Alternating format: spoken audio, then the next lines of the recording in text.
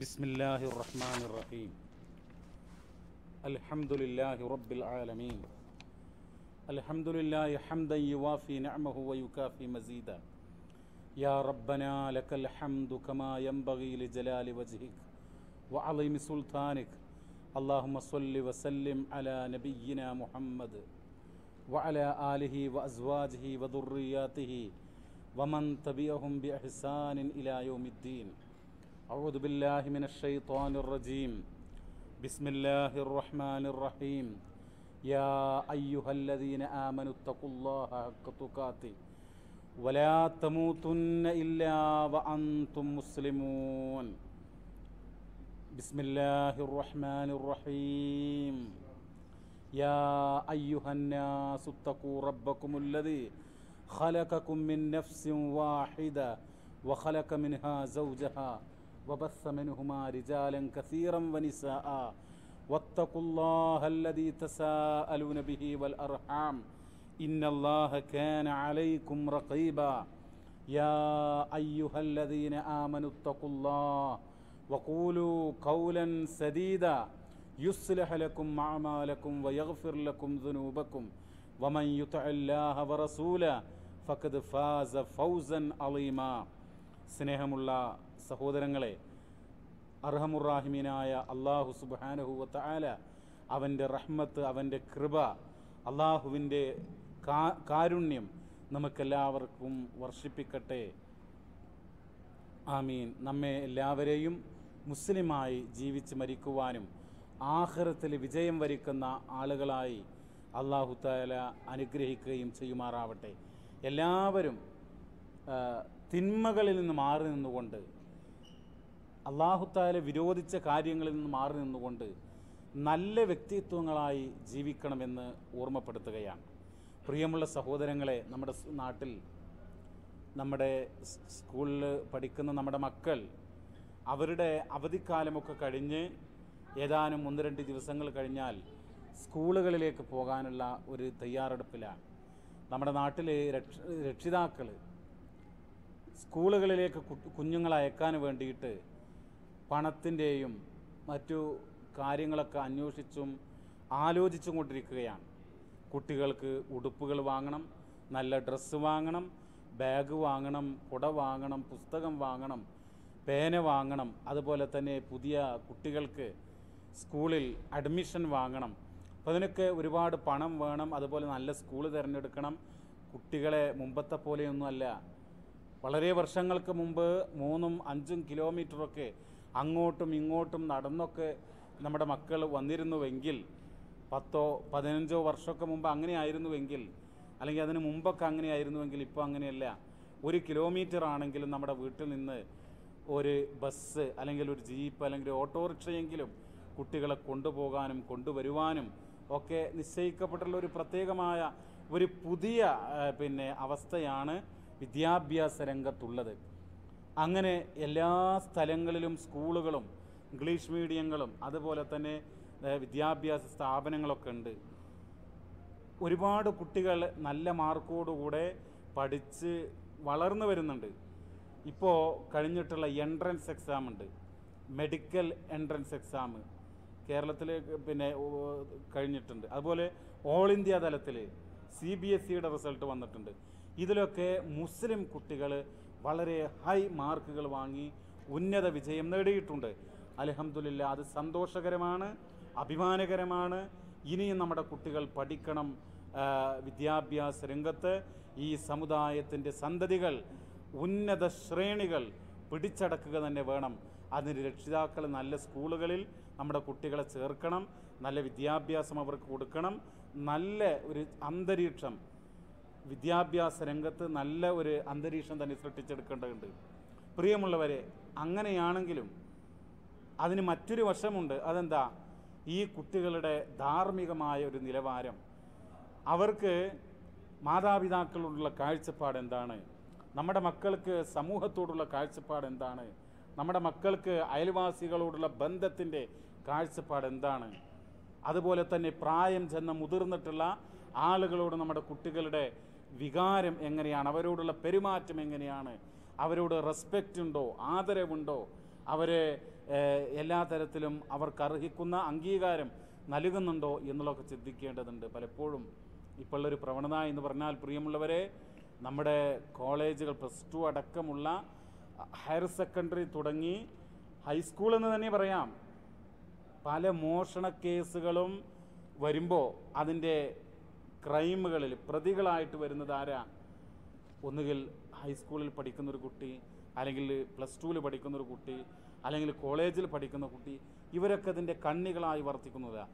അത് മോഷണമാവാം, മയക്കുമരുന്നിൻ്റെ പ്രശ്നങ്ങളാകാം, അതുമല്ലെങ്കിൽ മറ്റ് കുറ്റകൃത്യങ്ങളിലൊക്കെ അകപ്പെടുന്നൊരവസ്ഥ നമ്മുടെ രാജ്യത്തുണ്ട്. അപ്പോൾ രക്ഷിതാക്കളായ നമ്മൾ, മുസ്ലിങ്ങളായ നമ്മൾ, പരിശുദ്ധ ഖുർആൻ നമുക്ക് ചില ആജ്ഞകൾ നൽകുന്നുണ്ട്. അതെന്താണെന്നറിയുമോ പ്രിയമുള്ളവരെ? നമ്മുടെ നാട്ടിലുള്ള മറ്റുള്ള മതസ്ഥർ, മതമില്ലാത്തവരും നിരീശ്വരവാദികളും അവരുടെ കുട്ടികളെ സ്കൂളിൽ അയക്കുന്നു, കോളേജിൽ അയക്കുന്നു, മദ്രസകളിൽ അയക്കുന്നു, അല്ലേ? അങ്ങനെയുണ്ട്. ചില സ്ഥലത്ത് മതത്തിലൊന്നും വിശ്വാസമില്ലാത്ത, നമസ്കരിക്കാത്ത, പള്ളിയിൽ പോകാത്ത, മരണപ്പെട്ടാലിൻ്റെ മയ്യത്ത് മുസ്ലിങ്ങളുടെ മക്ബറയിൽ മറമാടണം എന്ന് പോലും ആഗ്രഹിക്കാത്ത ആളുകൾ, സമൂഹം അങ്ങനെയാണെന്ന് വിചാരിച്ചിട്ട് അവരുടെ മക്കളെ മദ്രസയിലേക്ക് പറഞ്ഞയക്കുന്ന ഒറ്റപ്പെട്ട അനുഭവങ്ങളെങ്കിലും നമ്മുടെ നാട്ടിലുണ്ട്. അപ്പോൾ നമ്മൾ പറയുന്നത് എന്താണെന്ന് ചോദിച്ചാൽ, പ്രിയമുള്ളവരെ, രക്ഷിതാക്കൾ എന്നുള്ള നിലക്ക്, മുസ്ലിങ്ങൾ എന്നുള്ള നിലക്ക്, മറ്റ് മതസ്ഥരെ പോലെയോ അല്ലെങ്കിൽ മതമില്ലാത്ത നിരീശ്വരവാദികളെപ്പോലെയോ അല്ല നമ്മൾ. അവരവരുടെ മക്കളെ സ്കൂളിൽ അയക്കുന്നു, വിദ്യാഭ്യാസ സ്ഥാപനങ്ങളിൽ അയക്കുന്നു, അവർക്ക് വേണ്ടി പണം മുടക്കുന്നു, ഡ്രസ്സ് വാങ്ങിക്കൊടുക്കുന്നു, ഭക്ഷണം കൊടുക്കുന്നു, സംരക്ഷണം കൊടുക്കുന്നു. നമ്മളും അതുപോലെ ചെയ്യുന്നു.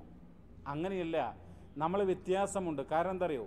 വിശുദ്ധ ഖുർആൻ നമ്മളോട് കൽപ്പിക്കുന്ന കൽപ്പന എന്താ? യാ അയ്യുഹല്ലദീന ആമനൂ ഖൂ അൻഫുസകും വഅഹ്ലീകും നാറാ വഖൂദുഹന്നാസു വൽ ഹിജാറ. അല്ലാഹു തആല പറയാ, അലൈഹാ മലായികത്തുൻ ഗലാലും ശിദാദ് ലാ യഅസൂനല്ലാഹ മാ അമറഹും വയഫ്അലൂന മാ യുഅ്മറൂൻ. സൂറത്തു തഹ്രീമിലെ മധ്യഭാഗത്തുള്ള ഒരു ആയത്താണ്. യാ അയ്യുഹല്ലദീന ആമനൂ, അല്ലയോ സത്യവിശ്വാസികളെ, ഖൂ അൻഫുസകും, നിങ്ങൾ നരകത്തെ സൂക്ഷിക്കണം. നമ്മൾ നരകത്തെ ഭയപ്പെടണം. നരകത്തിൽ പോകുന്ന ഒരു പ്രവർത്തനവും ഒരു വാക്കും ഒരു നോക്കും ഒരു ചലനവും നമ്മുടെ ഭാഗത്തു നിന്നുണ്ടായിക്കൂടാ. നമ്മുടെ നഫ്സുകളെ മാത്രം നോക്കിയാലും മതിയോ? പോരാ. വ അഹ്ലീകും, നിങ്ങളുടെ കുടുംബങ്ങളെയും നിങ്ങൾ സൂക്ഷിക്കണം.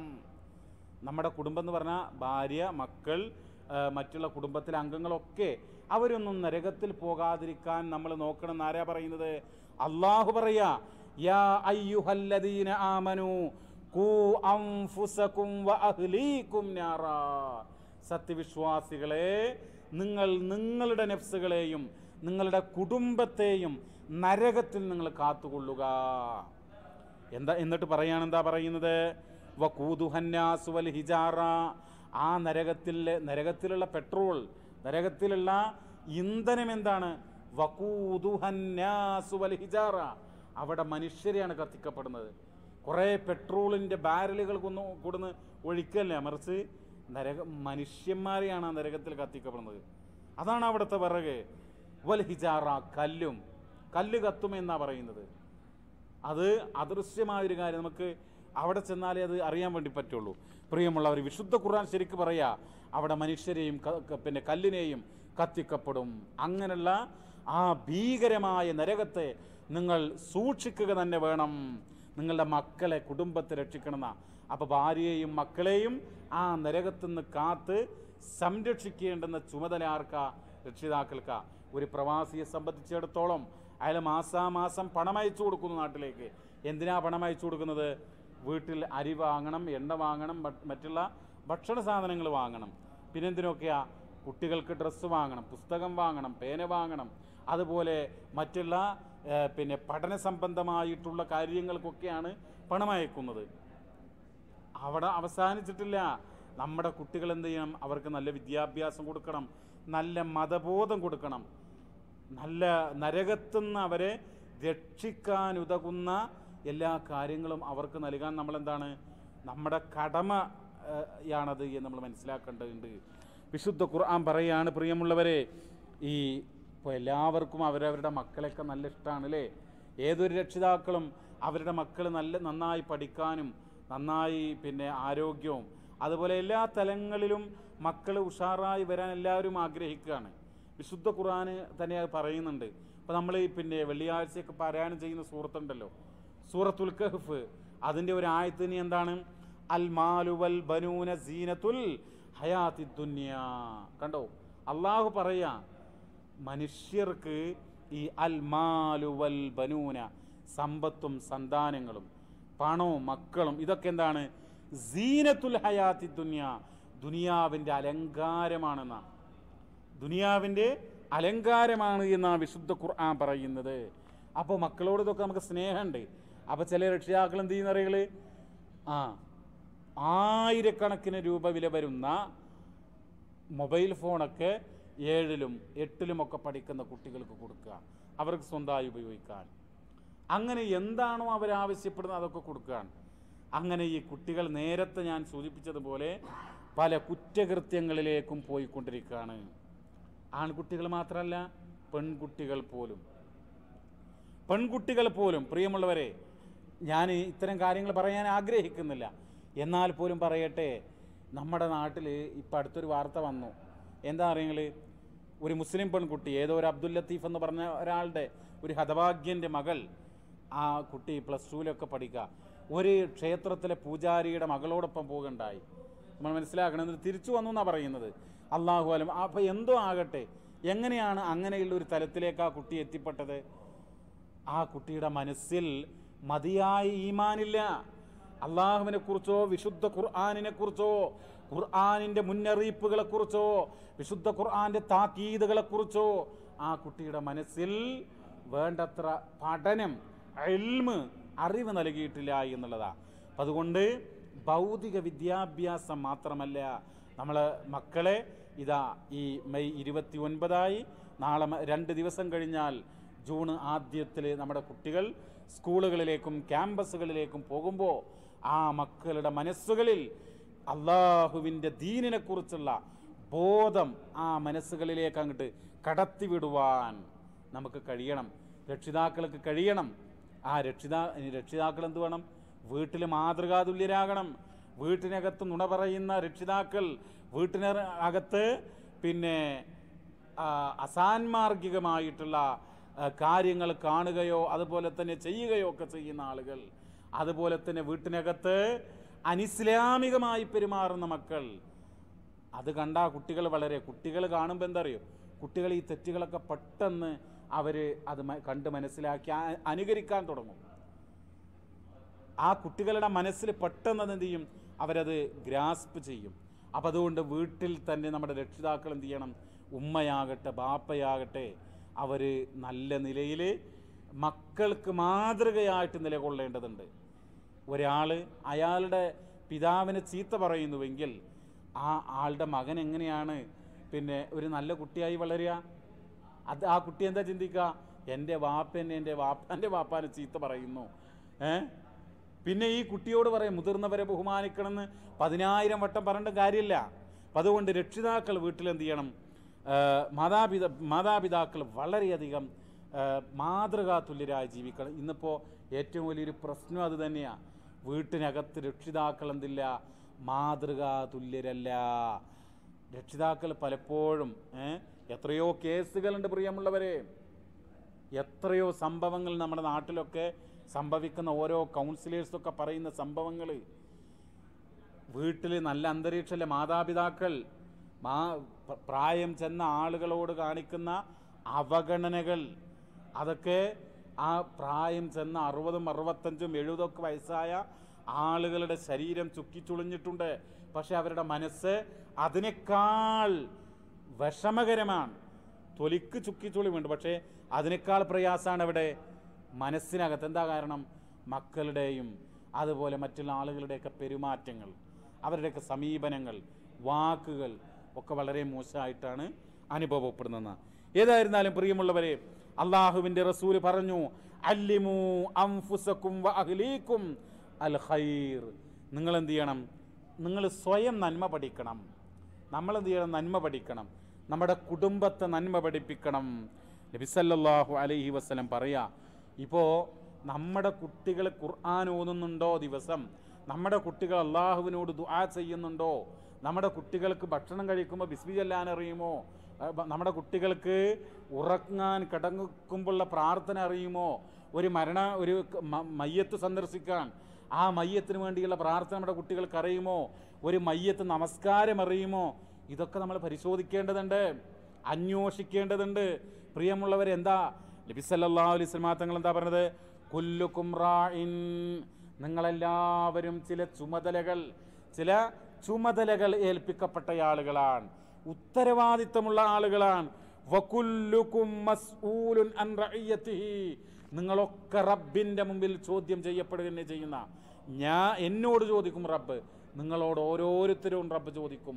ഈ ലോകത്തുള്ള സകല രക്ഷിതാക്കളോടും ചോദിക്കും, അവരുടെ മക്കൾക്ക് ഇന്ന കാര്യങ്ങൾ പഠിപ്പിച്ചു കൊടുത്തിട്ടുണ്ടോ എന്നുള്ളത്. മറുപടി പറയാൻ കഴിയണമെങ്കിൽ എന്ത് ചെയ്യണം? ഈ ദുനിയാവിൽ നമ്മൾ പറഞ്ഞു കൊടുക്കണം ഓരോ കാര്യങ്ങളും. പ്രിയമുള്ളവരെ, ഈ ആണാവട്ടെ പെണ്ണാവട്ടെ മാതാപിതാക്കൾ അവരോട് ചോദ്യം ചെയ്യുന്ന. അപ്പോൾ ഇങ്ങനെയൊക്കെയുള്ള എത്രയോ ഹദീസുകൾ ഈ മക്കളുണ്ടല്ലോ, ഈ മക്കൾക്കൊക്കെ ഉള്ള ഒരു ശിക്ഷണം, അവർക്കുള്ള പഠനം, ഈ കാര്യത്തെ സംബന്ധിച്ചൊക്കെ ഇസ്ലാം പറഞ്ഞതുപോലെ ഒരു മതം പറഞ്ഞിട്ടില്ല. പ്രിയമുള്ളവരെ, മക്കൾക്ക് സ്നേഹം നൽകണം. മക്കളോട് വളരെയധികം എപ്പോഴും പരുഷമായി ദേഷ്യപ്പെട്ട് പോടാ എന്നുള്ള ആ രൂപത്തിലല്ല നമ്മൾ പറയേണ്ടത്. മറിച്ച് മക്കളോട് കരുണ കാണിക്കണം, സ്നേഹം കാണിക്കണം, അവരോട് ആവശ്യമുള്ള നല്ല കാര്യങ്ങൾ ചെയ്യണം. ഒരിക്കലും നബി സല്ലല്ലാഹു അലൈഹി വസല്ലം തങ്ങളുടെ സദസ്സിൽ ഒരു സംഭവം ഉണ്ടായി. ഒരു സ്വഹാബി എന്ത് ചെയ്തു പറയും, അയാളുടെ കുട്ടിയെ, കുറേ മക്കളുണ്ട്, അയാൾക്ക് കുറേ മക്കളുണ്ട്, ഒരു മകൻ്റെ കൈയും പിടിച്ചിട്ട് മറു കൈയിൽ ഒരു സമ്മാനമായിട്ട് നബിൻ്റെ സദസ്സിലേക്ക് വന്നു. അയാൾ വലിയ സന്തോഷത്തോടുകൂടി പറഞ്ഞു, അള്ളാഹുവിൻ്റെ റസൂലേ, ഞാനിതാ എൻ്റെ ഈ കുട്ടിക്കൊരു സമ്മാനം കൊടുക്കാൻ ആഗ്രഹിക്കുന്നു. സമ്മാനം ഞാൻ കൊണ്ടുവന്നിട്ടുണ്ട്, നിങ്ങളുടെ ആ കൈ കൊണ്ട് ഈ സമ്മാനം ഒന്ന് കൊടുക്കണമെന്ന് പറഞ്ഞു. അപ്പം ഇയാൾ വലിയ പ്രതീക്ഷയോടുകൂടെ സന്തോഷത്തോടുകൂടെ പോയി. അപ്പം നബി ചോദിച്ചു, ഇതുപോലെ സമ്മാനം എല്ലാ മക്കൾക്കും ഉണ്ടോ? എല്ലാ കുട്ടികൾക്കും ഇതുപോലെ സമ്മാനം ഉണ്ടോ? അപ്പോൾ അയാൾ പറഞ്ഞു, ഇല്ല നബിയേ, ഇല്ല, ഞാൻ കൊണ്ടുവന്നിട്ടില്ല എന്ന് പറഞ്ഞു. അപ്പോൾ നബി സല്ലല്ലാഹു അലൈഹി വസല്ലം തങ്ങൾ പറഞ്ഞു, എന്താ പറഞ്ഞത്? യഅ്ദിലൂ ഫീ ഔലാദിക്കും, നിങ്ങളുടെ മക്കൾക്കിടയിൽ നിങ്ങൾ നീതി പാലിക്കണം. നിങ്ങൾ അനീതിക്ക് എന്നെ സാക്ഷിയാക്കരുത് എന്ന് പറഞ്ഞു. മക്കളോട് എന്ത് ചെയ്യണം? ചില മക്കൾക്ക് കൂടുതൽ കൊടുക്കുക, ചില മക്കൾക്ക് ഒന്നും കൊടുക്കാതിരിക്കുക, അല്ലെങ്കിൽ കുറച്ച് കൊടുക്കുക. ഇതൊക്കെ എന്താണ്? കുടുംബത്തിൽ പ്രശ്നം ഉണ്ടാകും, കുടുംബത്തിൽ വലിയ പ്രശ്നമുണ്ടാകും. അതുകൊണ്ടാ മാനഹല വാലിദുൻ വലതും മിൻ നഹ്ലി അഫ്ളൽ മിൻ അദബിൻ ഹസനിൻ, നബി സല്ലല്ലാഹു അലൈഹി വസല്ലം തങ്ങൾ പറയാ, അതൊക്കെ പറഞ്ഞു പഠിപ്പിച്ചു. അതുകൊണ്ട് എല്ലാ നിലക്കും രക്ഷിതാക്കൾ എന്ത് ചെയ്യണം? നല്ല ഒരു മാതൃകയുള്ള ആളുകളാവണം. ഒരിക്കൽ പറഞ്ഞു, ഒരു രക്ഷിതാവ് തൻ്റെ മക്കൾക്ക് നൽകുന്ന ഏറ്റവും വലിയ സമ്മാനം എന്ന് പറയുന്നത് മിൻ അദബിൻ ഹസനിൻ, ഏറ്റവും നല്ല ശിക്ഷണമാകുന്നു എന്നുള്ളതാണ്. അവർക്ക് മറ്റുള്ള ആളുകളോട് മാന്യമായി പെരുമാറാനുള്ള ഒരവസ്ഥ, ദീനീപരമായി ജീവിക്കാനുള്ളൊരു ചുറ്റുപാട്, ഇത് മക്കൾക്ക് നൽകാൻ കഴിഞ്ഞാൽ അതിനേക്കാൾ നല്ലൊരു സമ്മാനം ഒരു രക്ഷിതാവിനും കൊടുക്കാനില്ല എന്നാണ്. ചില ആളുകളുണ്ട്, മക്കൾക്ക് ചെറുപ്പത്തിൽ എന്ത് ചെയ്യുന്ന അറിയാം, ഇപ്പോൾ നമ്മുടെ നാട്ടിൽ ചെറിയ കുട്ടികൾക്ക്, കുട്ടി ജനിക്കുന്നതിന് മുമ്പൊക്കെ ഇൻഷുറൻസ് പോളിസി എടുക്കുക എന്ന് പറഞ്ഞിട്ടുള്ള പരസ്യങ്ങൾ കാണാം. കുട്ടി ജനിക്കുന്നതോടുകൂടെ ബാങ്കിൽ അവർക്ക് എന്താണ് ഇൻഷുറൻസും അതുപോലെ ബാങ്ക് ബാലൻസും ഒക്കെ ആയിട്ട് ഇങ്ങനെ വളർത്തിക്കൊണ്ടുവരുന്ന ഒരു പരസ്യമൊക്കെ ഉണ്ട്. നിങ്ങൾ ആലോചിക്കണം, അങ്ങനെയുള്ള നിഷിദ്ധമായ ഹറാമിൻ്റെ സംഭാവനകളുണ്ട്, അല്ലെങ്കിൽ കുട്ടികൾക്ക് വേണ്ടി ചെയ്യുന്നുണ്ട്. പക്ഷേ അതല്ല, അങ്ങനെയുള്ളതല്ല. മറിച്ച് എന്താണ്? ദീനീപരമായ മതപരമായ സംസ്കാരത്തോടുകൂടെയുള്ള ഒരു മാതൃക ശിക്ഷണം നൽകുക. അതാണ് ഒരു രക്ഷിതാവിന് ഏറ്റവും കൊടുക്കാൻ വേണ്ടി ഏറ്റവും നല്ലത്. നിങ്ങൾ നോക്കൂ, ഒരിക്കൽ നബി സല്ലല്ലാഹു അലൈഹി വസല്ലം തങ്ങളുടെ വീട്ടിലേക്ക് ഒരു സ്ത്രീ എന്ത് ചെയ്തു പറയുന്നത്, 2 പെൺകുട്ടികളെയും ഇങ്ങനെ കൈപിടിച്ച് വന്നു. അപ്പോൾ ഈ സ്ത്രീക്ക് ഈ കുട്ടികളോട് അവരിങ്ങനെ പ്രവാചകൻ്റെ വീട്ടിലേക്ക് വരികയാണ്. വീട്ടിൽ ആരാളുള്ളത്? ആയിഷ ബീവിയാണുള്ളത്. ആയിഷ ബീവി റളിയല്ലാഹു അൻഹ നബിയുടെ വീട്ടിലുണ്ട്. അവിടേക്കാണ് ഈ 2 കുഞ്ഞുങ്ങളും 2 പെൺമക്കളും ഒരു സ്ത്രീയും കടന്നു വരുന്നത്. സാധാരണ നമ്മളെ വീട്ടിൽ വന്നാൽ എന്ത് ചെയ്യണം? അതിഥികളെ നമ്മൾ ബഹുമാനിക്കണം. അവർക്ക് കുടിക്കാനോ കഴിക്കാനോ എന്തെങ്കിലും കൊടുക്കണം. ആയിഷ ബീവിയുടെ അടുത്ത് വീട്ടിൽ, പ്രവാചകൻ്റെ വീട്ടിൽ ഒന്നുമില്ല, ഒരു കാരക്കയാണുള്ളത്. ഒരു കാരക്ക. നമ്മൾ ആലോചിക്കണം, അള്ളാഹിൻ്റെ റസൂലിൻ്റെ വീടാണ്. നമ്മളൊക്കെ എത്ര ഭാഗ്യമാരല്ലേ. നമ്മുടെ വീട്ടിൽ നമ്മൾ എന്ത് ചെയ്യുന്നു? പിന്നെ ടാങ്ക് ഇവിടുന്ന് നമ്മൾ അയക്കുകയാണ്, അല്ലെങ്കിൽ നമ്മൾ കൊണ്ടുപോവുകയാണ്. അതുപോലെ പല ഇതും. അപ്പോൾ അൽഹംദുലില്ലാ നമ്മൾ എത്രയോ റബ്ബിനെ സ്തുതിക്കണം. പക്ഷേ ആ ശുക്രും സ്തുതിയും നമ്മുടെ ഭാഗത്തില്ല. പോട്ടെ, വേറെ വിഷയമാണ്. അപ്പോൾ ഇതിലേക്ക് വരികയാണെങ്കിൽ നബി എന്ത് ചെയ്തു? ആയിഷ ബീവി എന്ത് ചെയ്തു? ഈ കാരക്ക കൊടുത്തു. കാരക്ക കൊടുത്തപ്പോൾ ആ സ്ത്രീക്കും വിശപ്പൊക്കെ ഉണ്ട്, അല്ലെങ്കിൽ ഇത് കഴിക്കണം എന്ന് ആഗ്രഹമുണ്ട്. ആ സ്ത്രീ എന്ത് ചെയ്തു? ഈ കാരക്ക 2 കഷ്ണാക്കിയിട്ട് ഓരോ പെൺകുട്ടികൾക്ക് കൊടുത്തു. ആയിഷ ബീവി റളിയല്ലാഹു അൻഹയുടെ മനസ്സിൽ ഇത് വല്ലാതെ തട്ടി. ഒരു ഉമ്മ ഒരു കാരക്ക 2 കഷ്ണാക്കിയിട്ട് 2 മക്കൾക്ക് കൊടുക്കുന്ന എത്രയോ വർഷങ്ങൾക്ക് മുമ്പാണുള്ളത്. അത് നിങ്ങൾ ആലോചിച്ച് നോക്കൂ. ഏതൊരാളുടെയും മനസ്സിൽ ഒരു അലിവുണ്ടാക്കുന്ന പ്രശ്നമാണ്. അങ്ങനെ നബി വന്നു. ഇവരൊക്കെ പോയതിന് ശേഷം നബിയോട് ഇത് പറഞ്ഞു. നമ്മുടെ വീട്ടിൽ ഇങ്ങനെ ഒരു സ്ത്രീയും 2 കുട്ടികളൊക്കെ വന്നപ്പോൾ ഇങ്ങനെ സംഭവിച്ചു എന്നൊക്കെ പറഞ്ഞപ്പോൾ നബി പറയാണ്. എന്താ പറയുന്നത് നിങ്ങൾ? നബി സല്ലല്ലാഹു അലൈഹി വസല്ലം തങ്ങൾ പറയാണ്. എന്താ പറയുന്നത്? മൻ ഇബ്തുലിയ ബിഹാദിഹിൽ ബനാതി ബിശൈഇൻ, ഏതെങ്കിലും മനുഷ്യർ പെൺകുട്ടികൾ അവർക്ക് അള്ളാഹു നൽകിയിട്ടുണ്ട്. അള്ളാഹു തആല ഒരുത്തരെ പെൺകുട്ടികളെ നൽകിയിട്ടുണ്ട്. അങ്ങനെ നൽകപ്പെട്ടിട്ട് ആ മനുഷ്യൻ ഫഅഹ്സന ഇലൈഹിന്ന, ആ കുട്ടികളോട് നന്മ കാണിക്കുകയും ചെയ്താൽ കുന്നലഹു സിത്റം മിനന്നാർ, എന്ത് ചെയ്യും? നരകത്തിൽ നിന്ന് അവർ ഒരു എന്താവും? മറയായി മാറും, ഒരു പരിചയമായി മാറും എന്നുള്ളതാണ്. നബി സല്ലല്ലാഹു അലൈഹി വസല്ലം തങ്ങൾ പറയാണ്, മൻ ആല സലാസ ബനാത്തിൻ ഫഅദ്ദബഹുന്ന വസവ്വജഹുന്ന വഅഹ്സന ഇലൈഹിന്ന ഫലഹുൽ ജന്ന. ഇപ്പം പെൺകുട്ടികളൊക്കെ ഉണ്ടെങ്കിൽ ആളുകൾക്ക് വല്ല ബേജാറാണ്, പ്രശ്നമാണ്. എങ്ങനെ ഈ കുട്ടികളെ വളർത്തുക? അല്ലെങ്കിൽ ആണാ പെണ്ണാ ജനിച്ചു എന്നാണ് ആളുകൾ ചോദിക്കുക, അല്ലേ? പെൺകുട്ടിയെ ജനിച്ചു പറഞ്ഞാൽ അപ്പോഴത്തിന് മുഖത്തെ ആ ശോഭ കെടും, ആ സൗണ്ട് മാറ്റം സംഭവിക്കും. ഇതൊക്കെ ഉള്ളതാണ്. എന്നിട്ടോ പ്രിയമുള്ളവരെ എന്താ പറയുന്നത്? മൻ ആല സലാസ ബനാത്തിൻ, ഏതൊരുത്തന് 3 പെൺകുട്ടികൾ അള്ളാഹു നൽകിയിട്ടുണ്ടോ, ഫഅദ്ദബഹുന്ന, ആ രക്ഷിതാവ് ആ മക്കൾക്ക്, ആ പെൺമക്കൾക്ക് അദബ് പഠിപ്പിച്ചു, അഥവാ ശിക്ഷണം നൽകി, വസവ്വജഹുന്ന, അവരെ കല്യാണം കഴിച്ചു കൊടുത്തു, വഅഹ്സന ഇലൈഹിന്ന, അവരോട് നല്ല നിലയിൽ പെരുമാറി, ഫലഹുൽ ജന്ന, എന്നാ രക്ഷിതാവിന് എന്തുണ്ട്? സ്വർഗമുണ്ട്. അപ്പം നമ്മുടെ നാട്ടിലുള്ള മറ്റുള്ള ആളുകൾ മക്കളെ കല്യാണം കഴിച്ചു കൊടുക്കുന്നു, പഠിപ്പിക്കുന്നു, അതുപോലെയല്ല. നമുക്കതുകൊണ്ട് എന്തുണ്ട്? സ്വർഗമുണ്ടെന്നാ. പ്രിയമുള്ളവരെ, നമ്മൾ വിശ്വാസികൾ, മുഅ്മിനീങ്ങൾ, നമ്മൾ നമ്മുടെ കുടുംബത്തിന് ചെയ്യുന്ന ഓരോ സമ്പത്തിന് ഇതിനൊക്കെ പ്രതിഫലമുണ്ട്. പക്ഷെ നമ്മളെ മനസ്സെന്ത് ചെയ്യണം? ശുദ്ധമാകണം, മനസ്സിലാ ആഗ്രഹം ഉണ്ടാകണം. അപ്പോൾ നമ്മുടെ കുട്ടികളെ നിങ്ങൾ നോക്കൂ. ഒരിക്കൽ ഇപ്പോൾ ആളുകൾക്ക് എന്താ പറയുക, ആളുകൾ ഈ പണം അയക്കുമ്പോൾ അല്ലെങ്കിൽ മക്കൾക്ക് ഇത് ചെലവഴിക്കുമ്പോൾ ഒരു പ്രയാസത്തോടു കൂടെ ചെയ്യാറുണ്ട്. അങ്ങനെയല്ല നമ്മൾ വിചാരിക്കും. ഇതൊക്കെ അള്ളാഹുവിൻ്റെ കോടതിയിൽ എനിക്ക് വലിയ നന്മയായിട്ട് മാറട്ടെ എന്നുള്ള ചിന്തയോടുകൂടിയാണ് നൽകേണ്ടത്. അള്ളാഹുവിൻ്റെ റസൂൽ ഒരിക്കൽ പറഞ്ഞതായിട്ട് ഇമാം മുസ്ലിം അദ്ദേഹത്തിൻ്റെ സഹീഹിൽ രേഖപ്പെടുത്തുകയാണ്, ദീനാറുൻ അൻഫഖ്തഹു ഫീ സബീലില്ലാഹ് വദീനാറുൻ അൻഫഖ്തഹു ഫീ റഖബ വദീനാറുൻ തസദ്ദഖ്ത ബിഹി അലാ മിസ്കീൻ വദീനാറുൻ അൻഫഖ്തഹു അലാ അഹ്ലിക അഅ്ലമുഹാ അജ്റൻ അല്ലദീ അൻഫഖ്തഹു അലാ അഹ്ലിക. നബി സല്ലല്ലാഹു അലൈഹി വസല്ലം തങ്ങൾ പറയാണ്, നീ 1 ദീനാർ അള്ളാഹുവിൻ്റെ മാർഗത്തിൽ ചെലവഴിച്ചു, ഫീ സബീലില്ലാഹ്, അള്ളാഹിൻ്റെ മാർഗത്തിൽ ചെലവഴിച്ചു, വദീനാറുൻ അൻഫഖ്തഹു ഫീ റഖബ, അടിമ മോചനത്തിന് നീ 1 ദീനാർ ചെലവഴിച്ചു, വദീനാറുൻ തസദ്ദഖ്ത ബിഹി അലാ മിസ്കീൻ, ഒരു അഗതിക്ക് നീ 1 ദീനാർ ചെലവഴിച്ചു, സദക്ക കൊടുത്തു, വദീനാറുൻ അൻഫഖ്തഹു അലാ അഹ്ലിക, നിൻ്റെ കുടുംബത്തിന് വേണ്ടി നിൻ്റെ ഉമ്മക്കോ നിൻ്റെ വാപ്പാക്കോ അല്ലെങ്കിൽ നിൻ്റെ മക്കൾക്കോ നിൻ്റെ ഭാര്യക്കോ നിൻ്റെ കുടുംബത്തിനോ നീ ഒരു ദീനാർ ചെലവഴിച്ചു, എന്നാൽ ഏറ്റവും അതിൽ എല്ലാതും വേണ്ടതാട്ടോ, എല്ലാതും ഇസ്ലാം പ്രോത്സാഹിപ്പിക്കുന്നതാണ്, എല്ലാറ്റിനും പ്രതിഫലമുണ്ട്. പക്ഷെ ഏറ്റവും കൂടുതൽ പ്രതിഫലം കിട്ടുക അജ്റൻ, ഏറ്റവും മഹത്തായ പ്രതിഫലം ലഭിക്കുക അല്ലദീ അൻഫഖ്തഹു അലാ അഹ്ലിക, നിന്റെ കുടുംബത്തിന് ചെലവഴിച്ചതിനാണ്. ഇമാം മുസ്ലിം ഉദ്ധരിക്കുന്ന സഹിഹായ ഹദീസാണ്.